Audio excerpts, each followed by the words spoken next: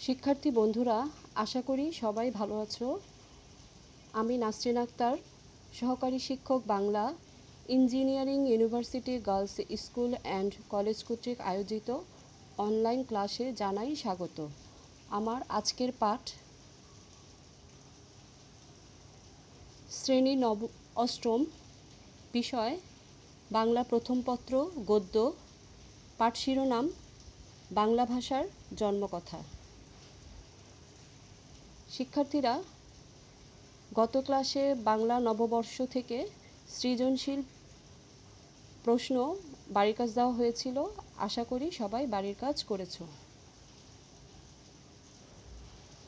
শিখন ফল, এই পাঠ শেষে শিক্ষার্থীরা যা জানতে পারবে: হুমায়ুন আজাদ সম্পর্কে জানতে পারবে, বাংলা ভাষার জন্মের ইতিহাস সম্পর্কে ধারণা লাভ করবে, বাংলা ভাষার উৎপত্তি সম্পর্কে জানতে পারবে, ভাষার ধর্ম ও বৈশিষ্ট্য সম্পর্কে ধারণা লাভ করবে, বাংলা ভাষার স্তরবিন্যাস সম্পর্কে জানতে পারবে, বাংলা ভাষার প্রতি মমত্ববোধ জাগ্রত হবে। শিক্ষার্থীরা, আজ আমি শুরু করতে যাচ্ছি তোমাদের বার্ষিক সিলেবাসের অন্তর্ভুক্ত বাংলা ভাষার জন্মকথা প্রবন্ধটি। প্রবন্ধটি লিখেছেন হুমায়ুন আজাদ। যেহেতু প্রত্যেকটি গদ্যপদ্যের লেখক পরিচিতি তোমাদের জানতে হবে জ্ঞানমূলক এবং বহুনির্বাচনী প্রশ্নের উত্তরের জন্য, তাই আমরা লেখক পরিচিতি জেনে নিই। হুমায়ুন আজাদ জন্ম 1947 সালে মুন্সিগঞ্জ জেলার শ্রীনগর থানার রাড়িখাল গ্রামে জন্মগ্রহণ করেন। শিক্ষা: একজন কৃতী ছাত্র হিসেবে তিনি তার শিক্ষাজীবন শেষ করেন। পেশা: কর্মজীবনে তিনি ঢাকা বিশ্ববিদ্যালয়ের বাংলা বিভাগে অধ্যাপক হিসেবে নিয়োজিত ছিলেন। খ্যাতি অর্জন: বাংলা ভাষা ও সাহিত্যের একজন গবেষক হিসেবে হুমায়ুন আজাদ খ্যাতি অর্জন করেছেন। তার উল্লেখযোগ্য রচনা: গবেষণা গ্রন্থ শামসুর রাহমান নিঃসঙ্গ শেরপা, বাক্যতত্ত্ব ইত্যাদি। কিশোর পাঠ্য গ্রন্থ লাল নীল দীপাবলি, কত নদী সরোবর। কাব্যগ্রন্থ অলৌকিক স্টিমার ও জলচিতাবাঘ। পুরস্কার: সাহিত্যে বিশেষ অবদানের জন্য তিনি বাংলা একাডেমি পুরস্কার লাভ করেন। মৃত্যু: 2004 সালে জার্মানির মিউনিখ শহরে মৃত্যুবরণ করেন। শিক্ষার্থীরা, বাংলা ভাষার জন্মকথা প্রবন্ধের কিছু শব্দের অর্থ তুলে ধরা হয়েছে। এই শব্দের অর্থগুলো তোমাদের বহুনির্বাচনী প্রশ্নের জন্য শিখতে হবে।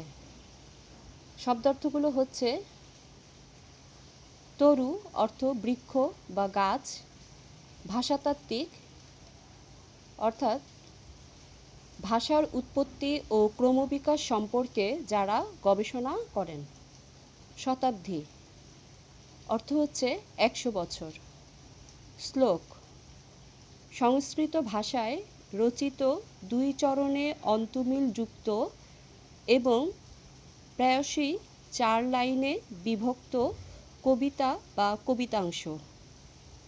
দুর্বোধ্য অর্থ হচ্ছে যা বোঝা কঠিন অথবা সহজে বোঝা যায় না এমন। বিধিবদ্ধ নিয়ম দ্বারা শাসিত অথবা নিয়মের অধীন। ঘনিষ্ঠ অর্থ হচ্ছে নিকট, নিবিড় বা খুব কাছের। উদ্ভূত অর্থ হচ্ছে উৎপন্ন বা জাত। উৎপত্তি অর্থ সূচনা, শুরু, জন্ম। উদ্ভব অর্থ হচ্ছে সূচনা, জন্ম, অভ্যুদয় উৎপত্তি। শিক্ষার্থীরা, এবারে আমরা বাংলা ভাষার জন্মকথা প্রবন্ধটির উৎস এবং মূল বক্তব্য জানব, অর্থাৎ সংক্ষেপে প্রবন্ধটির বিষয়বস্তু জেনে নেব। বাংলা ভাষার জন্মকথা লিখেছেন হুমায়ুন আজাদ। উৎস: বাংলা ভাষার জন্মকথা প্রবন্ধটি হুমায়ুন আজাদের কত নদী সরোবর বা বাংলা ভাষার জীবনী গ্রন্থ থেকে সংকলন করা হয়েছে। প্রাবন্ধিক এ রচনায় মূলত বাংলা ভাষার উদ্ভব ও ক্রমবিকাশের ইতিহাসের ওপর আলোকপাত করেছেন। মূল বক্তব্য: ভাষার ধর্মই হচ্ছে বদলে যাওয়া। মানুষের মুখে মুখে বদলে যায় ভাষার ধ্বনি। শব্দেরও বদল ঘটে এবং সেই সঙ্গে শব্দের অর্থেরও। আমরা বাংলা ভাষায় কথা বলি, কথ্যরীতিতে বাংলা ভাষার যে রূপ আমরা আজ দেখতে পাই, 1000 বছর পূর্বে তা ঠিক এরকম ছিল না। 1000 বছর পরেও এরকম থাকবে না। অঞ্চলভেদে বিচিত্র উচ্চারণে ভাষার ধ্বনি পরিবর্তিত হয়। সেই সঙ্গে পরিবর্তন ঘটে শব্দের রূপের এবং অর্থের। আবার বিভিন্ন ভাষার প্রভাবেও একটি ভাষার উচ্চারণ, শব্দগঠন ও অর্থগত পরিবর্তন ঘটে। আলোচ্য প্রবন্ধে প্রাবন্ধিক ভাষার এই সতত পরিবর্তনশীল ধর্মের কথা বলেছেন। বাংলা ভাষার জন্মকথা প্রবন্ধটিতে বাংলা ভাষার উদ্ভব নিয়ে সুস্পষ্টভাবে দু ধরনের মত লক্ষ্য করা যায়। একদল হচ্ছে সংস্কৃতপন্থী। তারা মনে করতেন সংস্কৃত ভাষাই বাংলার জননী, অর্থাৎ বাংলা সংস্কৃতের মেয়ে। তবে সে মেয়েকে দুষ্টু মেয়ে বলা হয়েছে, কারণ সে মায়ের কথা মতো চলেনি, না চলে অন্যরকম হয়ে গেছে। অপর দল প্রাকৃত ভাষাপন্থী। তাদের মতে বাংলা ঠিক সংস্কৃতের কন্যা নয়, অর্থাৎ সরাসরি সংস্কৃত ভাষা থেকে উৎপত্তি ঘটেনি বাংলার। সংস্কৃত ছিল সমাজের উঁচু শ্রেণীর মানুষের লেখার ভাষা। মানুষেরা কথা বলতো নানা রকম প্রাকৃত ভাষায়। প্রাকৃত ভাষা হচ্ছে সাধারণ মানুষের দৈনন্দিন জীবনের কথ্য ভাষা। তাই তারা বিশ্বাস করতেন যে সংস্কৃত থেকে নয়, প্রাকৃত ভাষা থেকেই উদ্ভব ঘটেছে বাংলা ভাষার। বাংলা ভাষার উৎপত্তি সম্পর্কে এই প্রবন্ধটিতে 3 জন ভাষাতাত্ত্বিকের মত তুলে ধরা হয়েছে। এই 3 জন হলেন জর্জ আব্রাহাম গ্রিয়ারসন,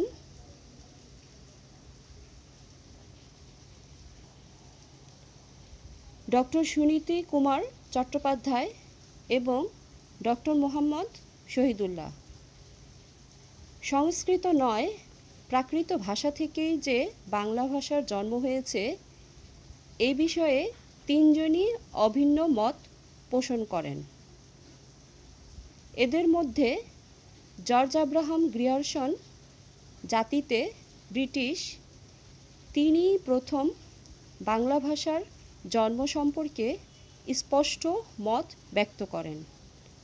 তার মতে মাগধী প্রাকৃতের কোনো এক পূর্বাঞ্চলীয় রূপ থেকে বাংলা ভাষার উৎপত্তি হয়েছে।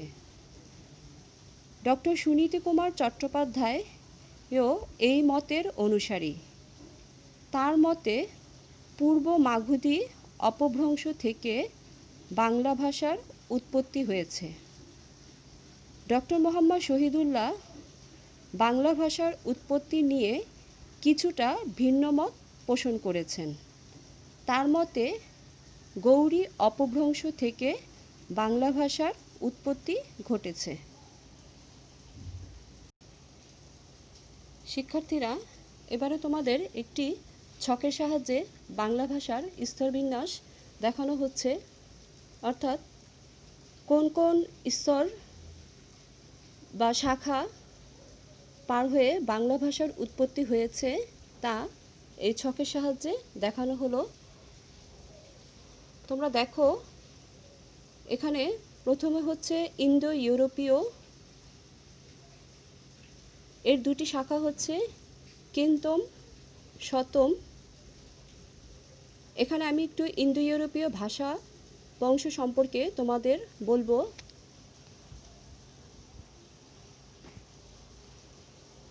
ইন্দো ইউরোপীয় ভাষা বংশ বলতে মূলত ভাষা গোষ্ঠীকে বোঝায়, যেসব ভাষা পশ্চিম ইউরোপ এবং পূর্ব ভারতীয় উপমহাদেশ পর্যন্ত বিস্তৃতি লাভ করেছিল তাদের সম্মিলিতভাবে ইন্দো ইউরোপীয় ভাষা বংশ বলা হয়। পৃথিবীর অর্ধেকেরও বেশি মানুষ এই পরিবারভুক্ত ভাষার কথা বলে থাকে। গ্রিক, ল্যাটিন, ইংরেজি, ফরাসি, ফার্সি, হিন্দি, নেপালি প্রভৃতি ভাষাসমূহ ইন্দো ইউরোপীয় ভাষা পরিবারের অন্তর্ভুক্ত। আনুমানিক 5000 বছর পূর্বে এই মূল ভাষার অস্তিত্ব ছিল। যুগের বিবর্তন ধারায় এই ভাষা বংশের শাখাগুলোর মধ্যে পার্থক্য সুস্পষ্ট হয়ে ওঠে। বাংলাও ইন্দো ইউরোপীয় ভাষাগোষ্ঠীর অন্তর্গত।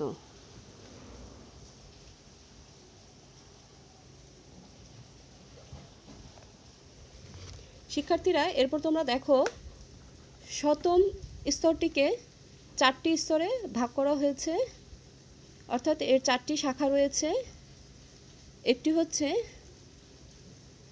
বাল্তো স্লাভিক, আলবেনীয়, আর্মেনীয়, ইন্দো ইরানীয় বা আর্য। ইন্দো ইরানীয় বা আর্যর 3টি শাখা রয়েছে। একটি হচ্ছে ইরানীয়, পরবর্তীটি দার্দীয় এবং এরপর হচ্ছে প্রাচীন ভারতীয় আর্য।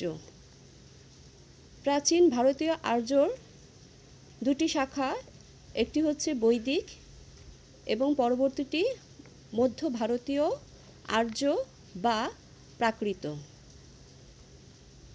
বৈদিকের পরবর্তী স্তর হচ্ছে সংস্কৃত এবং মধ্য ভারতীয় আর্য বা প্রাকৃতর পরবর্তী 4টি স্তর হচ্ছে মাগধী, অর্ধমাগধী, ষৌড়সেনী, মহারাষ্ট্রীয়, গৌড়ীয়। মাগধীর পরবর্তী স্তর হচ্ছে মাগধী অপভ্রংশ এবং এর পরবর্তী 4টি স্তর হচ্ছে পূর্ব মাগধী অপভ্রংশ, মধ্য মাগধী অপভ্রংশ, পশ্চিম মাগধী অপভ্রংশ এবং পূর্ব মাগধী অপভ্রংশ থেকেই বাংলা, আসামি ও উড়িয়া ভাষার উৎপত্তি হয়েছে।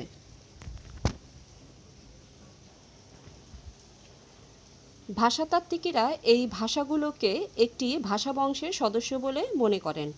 এই ভাষা বংশটির নাম ইন্দো ইউরোপীয় ভাষা বংশ বা ভারতীয় ইউরোপীয় ভাষা বংশ। এই ইন্দো ইউরোপীয় ভাষা বংশের একটি শাখা হচ্ছে ইন্দো ইরানীয় বা আর্য।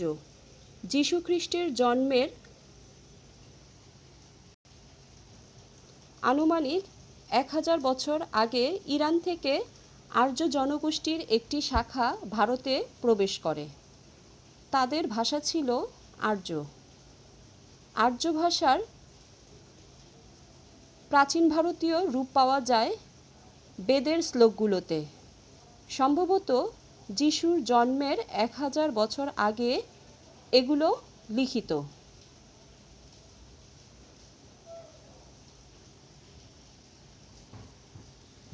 বেদের শ্লোকগুলো পবিত্র বিবেচনা করে তার অনুসারীরা সেগুলো মুখস্থ করে রাখত।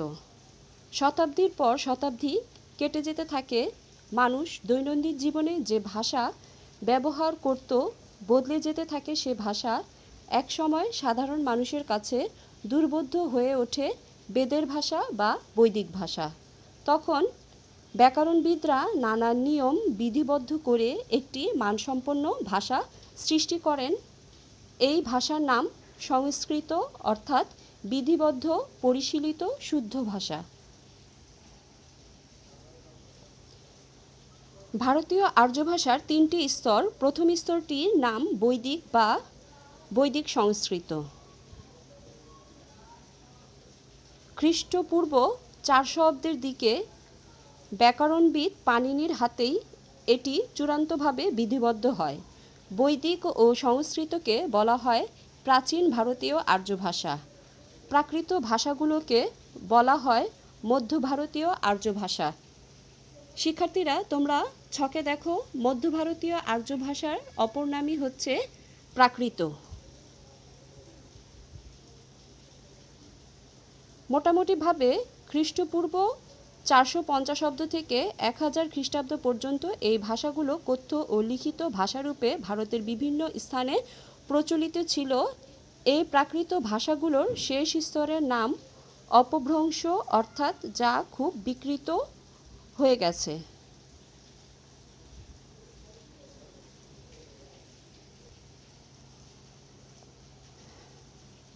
শিক্ষার্থীরা, সে সময় সংস্কৃত ছিল মানুষের লিখিত ভাষা। এ ভাষায় মানুষ কথা বলতো না, কথা বলতো নানা প্রাকৃত ভাষায়। খ্রিস্টপূর্ব 400 অব্দ থেকে 1000 খ্রিস্টাব্দ পর্যন্ত ভারতের বিভিন্ন অঞ্চলে এগুলো প্রচলিত ছিল। এদের একটি হচ্ছে মাগধী প্রাকৃত। মাগধী প্রাকৃতের শেষ স্তরের নাম মাগধী অপভ্রংশ। তোমরা ছকটিতে লক্ষ্য করো, এখানে দেখানো হচ্ছে মাগধী অপভ্রংশের, মাগধী প্রাকৃতের শেষ স্তরের নাম মাগধী অপভ্রংশ। মাগধী অপভ্রংশের 3টি শাখা রয়েছে। এর একটি হচ্ছে পূর্ব মাগধী অপভ্রংশ, মধ্য মাগধী অপভ্রংশ এবং পরবর্তী অর্থাৎ শেষ স্তরটি হচ্ছে পশ্চিম মাগধী অপভ্রংশ। এর পূর্ব শাখা থেকে অর্থাৎ পূর্ব মাগধী অপভ্রংশ থেকে কালক্রমে বাংলা, আসামি, উড়িয়া প্রভৃতি আধুনিক ভাষা জন্ম নেয়। তবে ডক্টর মোহাম্মদ শহীদুল্লাহ একটু ভিন্ন মত পোষণ করেছেন।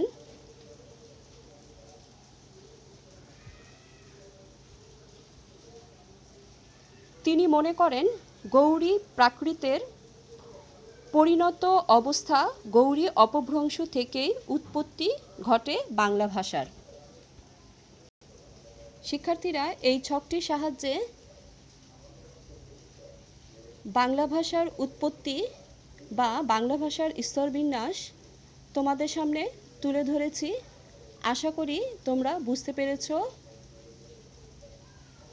সবাই প্রবন্ধটি অবশ্যই পড়বে।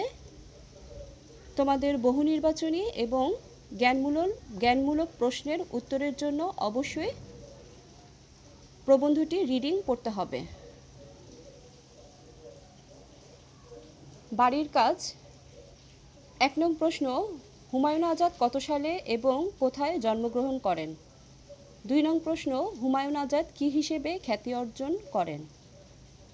3 নং প্রশ্ন, তার রচিত 2টি কাব্যগ্রন্থের নাম লেখো। 4 নং প্রশ্ন হচ্ছে বাংলা ভাষার জন্মকথা প্রবন্ধটি কোন গ্রন্থ থেকে সংকলন করা হয়েছে? 5 নং প্রশ্ন, কাদের ভাষাতাত্ত্বিক বলা হয়? 6 নং প্রশ্ন, শ্লোক কি? 7 নং প্রশ্ন হচ্ছে ভাষার ধর্ম কি? 8 নং প্রশ্ন, সমাজের উঁচু শ্রেণীর মানুষের লেখার ভাষা কোনটি? 9 নং প্রশ্ন, প্রাকৃত ভাষা কাদের দৈনন্দিন জীবনের কথ্য ভাষা ছিল? 10 নং প্রশ্ন, কে প্রথম বাংলা ভাষার জন্ম সম্পর্কে স্পষ্ট মত ব্যক্ত করেন? শিক্ষার্থীরা, এখানে তোমাদের জ্ঞানমূলক প্রশ্ন বাড়ির কাজ দেওয়া হয়েছে।